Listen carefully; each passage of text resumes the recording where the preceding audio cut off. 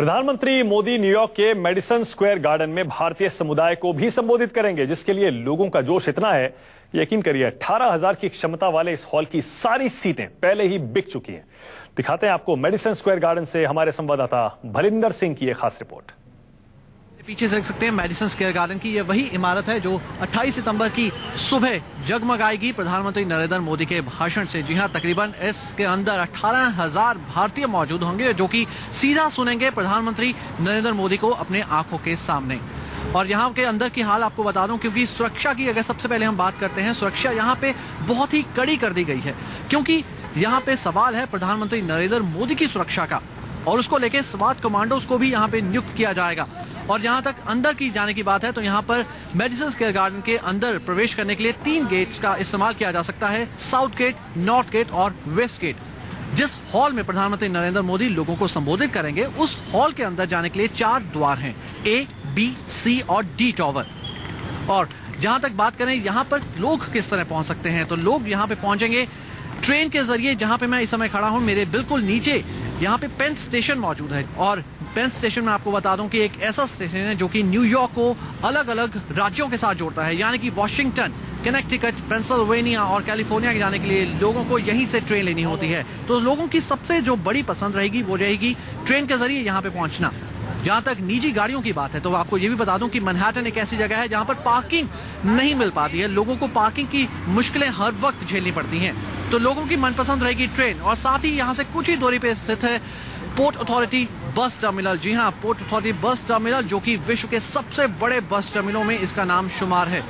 और यहाँ पर 28 सितंबर की सुबह से लेकर रात तक कड़ी चौकसी रहेगी पुलिस की, और तीखी नजर रहेगी हर समय। प्रधानमंत्री नरेंद्र मोदी की इस विजिट को अगर हम बिजनेस विजिट का नाम दें तो इसमें कोई दो राय नहीं है, क्योंकि उनकी अलग अलग जो मीटिंग्स होगी, 3 दिन न्यूयॉर्क में और 2 दिन वॉशिंगटन में जो उन्होंने मीटिंग्स करनी है, उस मीटिंग्स में बिजनेस डेलीगेशन सबसे ज्यादा रहेंगे।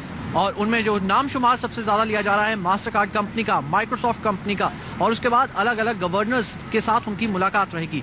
गवर्नर्स के साथ उनकी मुलाकात इसलिए भी अहम मानी जा रही है क्योंकि जब भी प्रतिनिधि मंडल अलग अलग मुल्कों में जाते हैं तो गवर्नर्स अहम भूमिका अदा करते हैं, क्योंकि व्यापारिक रिश्ते को मजबूत करने के लिए गवर्नर्स की सहमति बहुत जरूरी मानी जाती है। और साथ ही साथ 30 सितंबर का वो दिन यादगार रहेगा जब प्रधानमंत्री नरेंद्र मोदी बराक ओबामा के साथ खास मुलाकात करेंगे और कई तमाम मुद्दों को लेकर उनके सामने बैठक होगी। और राष्ट्रपति बराक ओबामा के सामने जो सबसे बड़े मुद्दे रखे जाएंगे प्रधानमंत्री नरेंद्र मोदी की तरफ से, उनमें सबसे ज्यादा जो शुमार रहेगा वो है व्यापारिक रिश्तों को किस तरह से मजबूती दी जाए, क्योंकि कहीं ना कहीं स्मार्ट सिटीज का सपना संजोए हुए हैं प्रधानमंत्री नरेंद्र मोदी, और व्यापारिक रिश्ते मजबूत होंगे अमेरिका के साथ।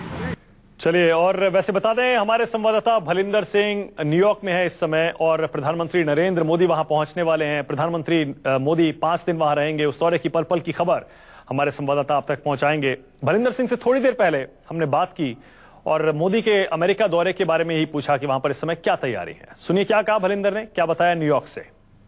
हाँ बिल्कुल, मैं बताना चाहूंगा कि प्रधानमंत्री नरेंद्र मोदी की इस विजिट को अगर हम बिजनेस विजिट का नाम दें तो इसमें कोई दो राय नहीं है, क्योंकि उनकी अलग अलग जो मीटिंग्स होगी, 3 दिन न्यूयॉर्क में और 2 दिन वॉशिंगटन में जो उन्होंने मीटिंग्स करनी है, उस मीटिंग्स में बिजनेस डेलीगेशन सबसे ज्यादा रहेंगे।